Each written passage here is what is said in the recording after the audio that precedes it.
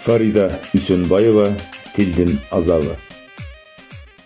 Топтолушкан адамдардын ызы чуусунан кайдыгер өтүп кете албай, Толкунбек жол боюна унаасын токтотуп, жакын басып келди. Жашы өтүп калган аял айдоочуга сөз бербей, оозуна кирген сөз менен урушуп да, ыйлап да жатат. Ой апа, дагы Кудай сактады. Менде күнөө жок. Араң токтотуп калдым. Абайлап айтып белеңиз. Адам өтпөй турган жерден чуркап өтүп кетем деп, майып болуп кала жаздап, дагы мага кыйкырып коесуз. Сиз эмес, мен кыйкырышым керек болчу.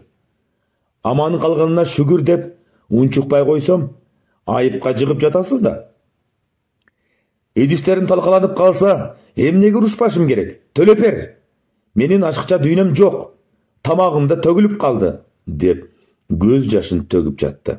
Карап тургандар да аялды күнөөлөп, аман калганына сүйүнбөй, дагы сүйлөнүп жатканын карасаңар, деп мыскылдап жатканы дагы бар.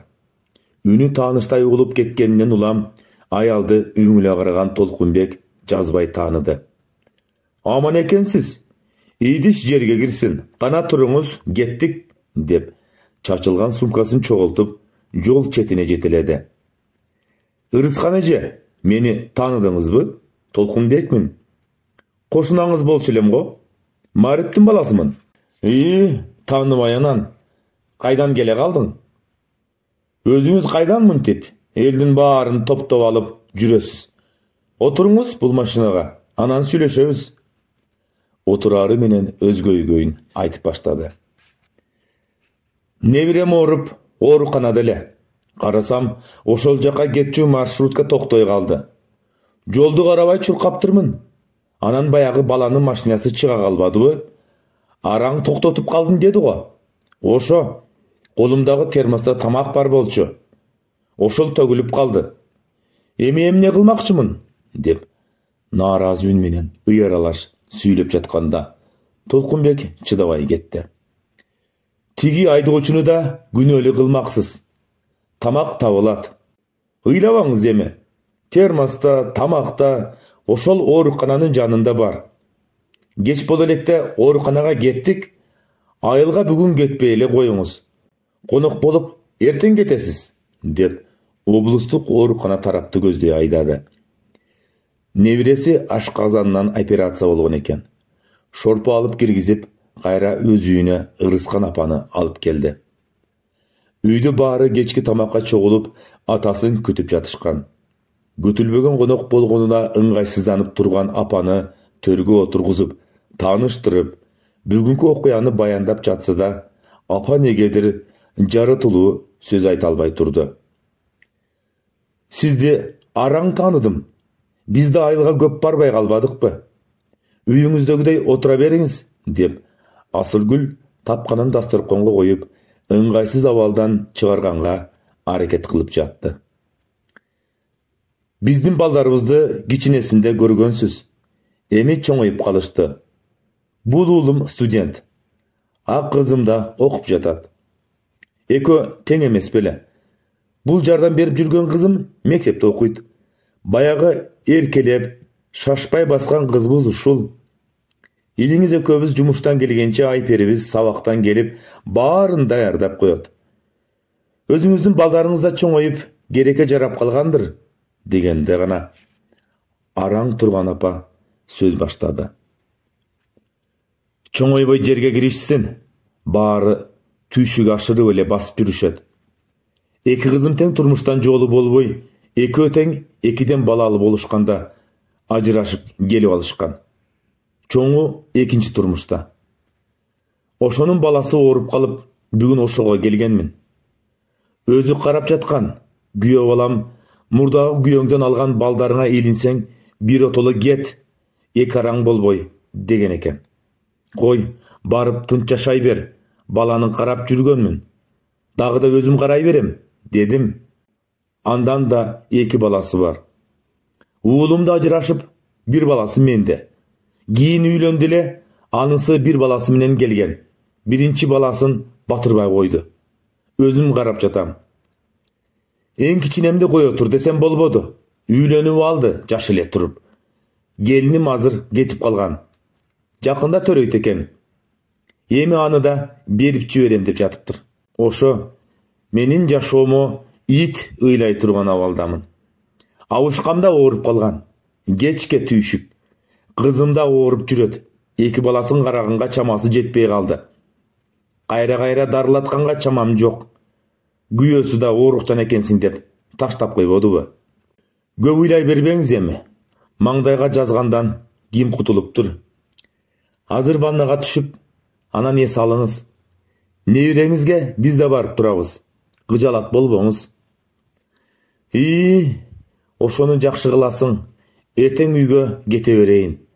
Жакшы дагы силерге туш келип калганымды карабайсыңбы? Өзүмдү аябай чарчадым. Кичине уктап алайын. Көңүл жубатар жакшы сөз айтып коюп, анан эс алайын деген ойдо залга баш бакса, конок чын эле чарчаганбы, уйкуга кетиптир. Асылгүл уйкусу качып, телевизор көрүп жатканы менен ою тынчтык бербей койду. Бул эженин сөзүнөн улам башынан өткөн окуялар эсинен чыгып калды бекен.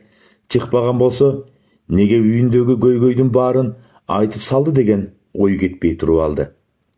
Башыңа түшкөн көп балеени оозуңдан чыккан сөздөн көр деген ушул беле деп алып, кайра өзү чоочуп кетти.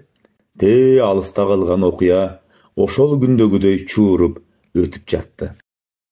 Тагдырдын таштак жолунда ташыркаган Асылгүл, жашоо ушул болсо, баарына тойдум деп көр жеме, жетишпеген жашоо, күндө болгон кайын журттун уруш менен коштолгон жашоосун артка таштап, 4 күнүнө кайтып келгенине өкүнгөн деле жок.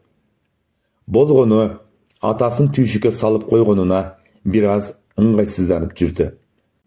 Атасы өз ордун жоготпогон, акылга бай сөзү, кыракы көз карашы менен кадыр баркы бар жан эле. Турмуштан ажыраганын уккан адамдар ат тизгинин кургатпай келе башташты. Аларды атасы жөн гана жолго салып койчу. Көрсө, бирине да ичи чыкпаптыр да. Үйдөгү абалды жөнгө салып турган үчүн Асылгүл үчүн оор жагдай түзүлбөдү. Алыс чыкса эле, кызы менен небересине келини өнөр көрсөтүп койбосун деп этият болуп турчу. Үйдөгү баласына да бийликти бербегени Асылгүл үчүн жардам болду окшойт.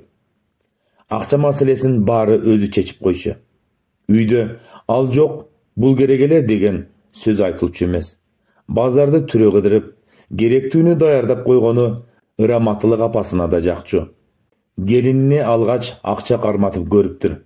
Баласы кээде ачуудан татып койгон үчүн ишенип бербейт эле.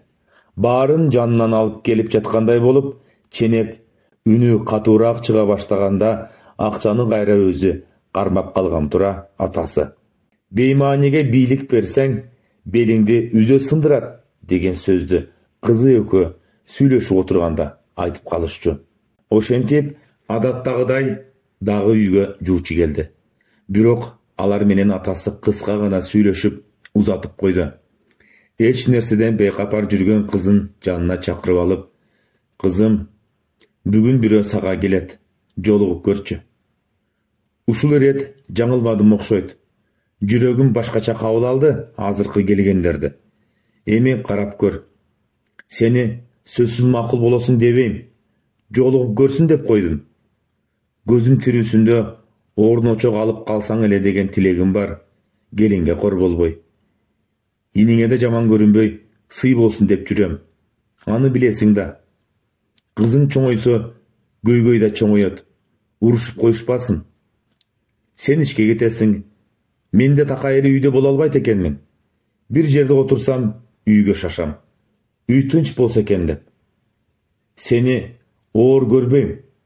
Өзүңдүн тапкан тыйының бар. Болгону көңүлүңө жаксын, деп күтпөй эле сыртка жөнөдү. Кызынын көз жашын көрбөсөм дегени го. Атасынын ушул сөзүн таштай албады. Мурдагыларды келгенин деле айтпай узатып койчу. Демек, атасы да бир нерсени сезип жатат го. Колун сураган мырзага жолукканча көз алдына көп нерселер тартылды.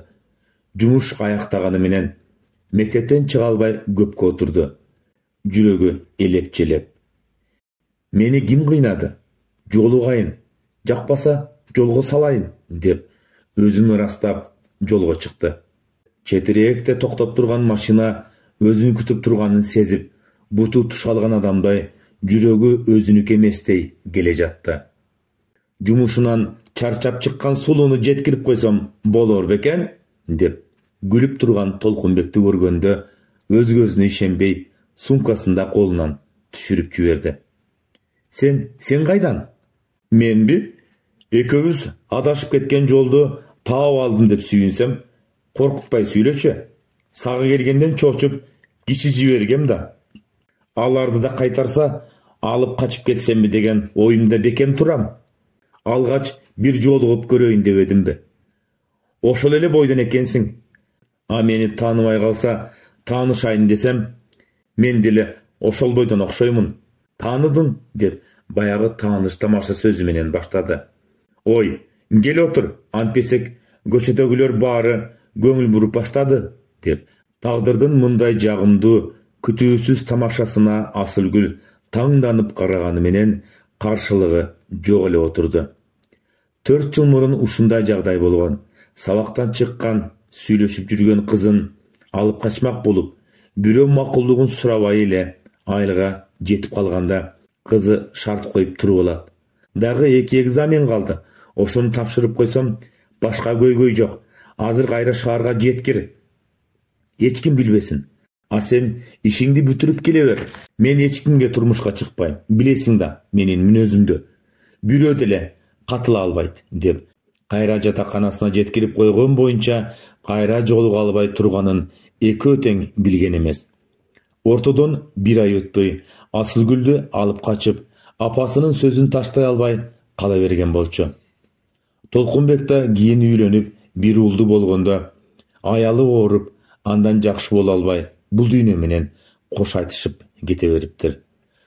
Ошентип арзышып жүрүп, бири-бирине жетпей калгандарды тагдыр кайра жолуктуруп, кыздуу болуп, анын уулун, өзүнүн кызын чогуу тарбиялап жатканда ойдо жок окуя жүз берди. 1 класста окуган баласы сырттан ыйлап кирди. Апа, мени сыргап, апаң өлүп калган, жетимсиң деди. Анан экөөбүз мушташа кеттик. Сиз тирүүсүз го. Неге антесиң деп таш менен урсам, тийбесе деле ыйлап үйүнө кетти деп сүйлөп бүткөнчө эле ырыскан баласын жетелеп, айкырык салып кирип келди. Жетим эмей кимсиң? Колуңду чагам деп эрмекти сүдүрөп жөнөгөндө Асылгүл колуна жармашты. Ой эже, баланын жүрөгүн түшүрөсүз. Кичине эмеспи? Сиз да теңелип аласыз да. Жетим болсо, ал тагдырдан. Бирөөнүн көзүн караган жок. Тобо деңиз. Булар азыр эле кайра табышат. Негизи ал сөздү айтпай эле койбоптур. Мен да баламды урушам. Таш катуу деле тийбептир балаңызга. Кечирип коюңуз. Мен сурайын баламдын ордуна деп чебелектеп жиберет. Балаңыз өзү тийишти. Эрмек баштаган жок деп Асылгүлдүн кызы чыдабай кетти. Топтошкон жетимдер. Дагы бири-бирин колдоп коюшат. Кайнасаңар каныңар кошулбайт. Окшошкондор. Мен баламды булар менен эми ойнотпойм. Адам белеңер. Тумшугу ташка тийгендер топтолуп отурасыңар деп оозуна келгенде сүйлөп жаткан ажаан аялдын үнүнөн үйүндөгү кичине кызы да ыйлап жиберди. Баарынын жүрөгүн түшүрдүңүз. Макул. Булар сиз айткандай болсун. Кетиңизчи. Сизге теңеле албайм. Сен кайсарыңа теңелмегелең. Жетимдерди карап, аз келгенсип инвалид багып отурасың.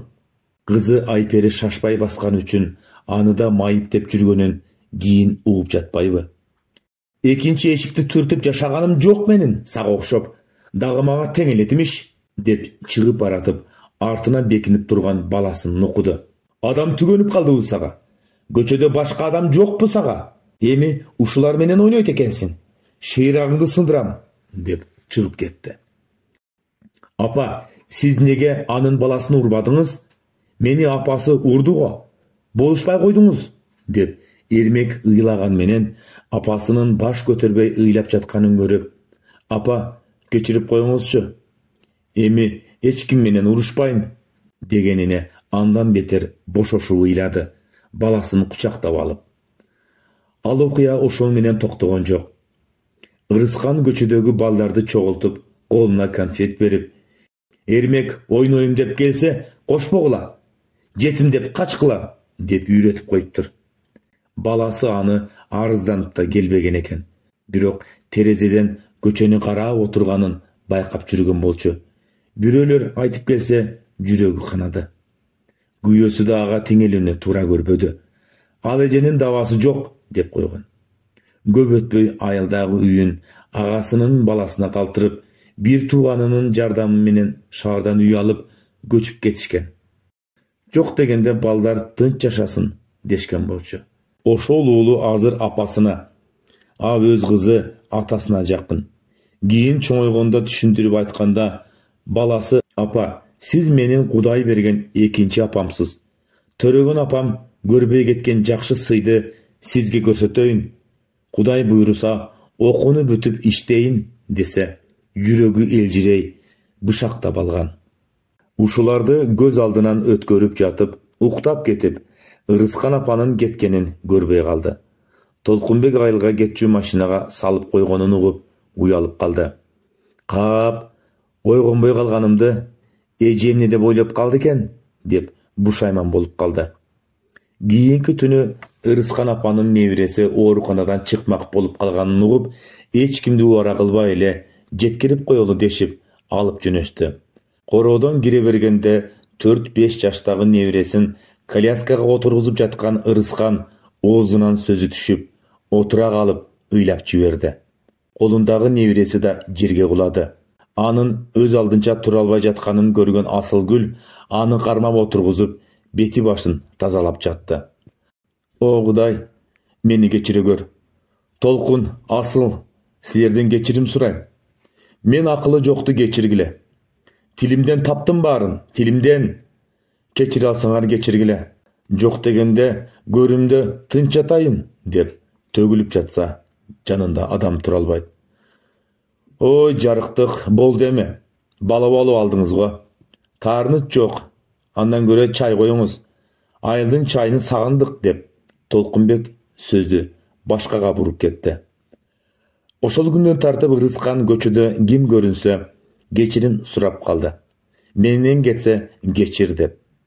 Эшик чертилгенинен Асылгүл ачып, Ырыскан апанын башкача маанайда экенине таң калды. «Кайдан келип калдыңыз, адашып?» деп жибергенин да байкабады. «Адашпадым, атайын келдим. Буларды силерге деп ала келдим» деп араң көтөргөн сумканы карматты. Чай үстүндө Ырыскан абышкасы айыгып калганын, кызы күйөөсү менен жарашып жашап жатканын, баспай жүргөн небереси кадам таштаганын, кичине баласы да аялы менен жарашканын, түйшүгү жеңилдеп калганын ыраазы боло сүйлөп отурду.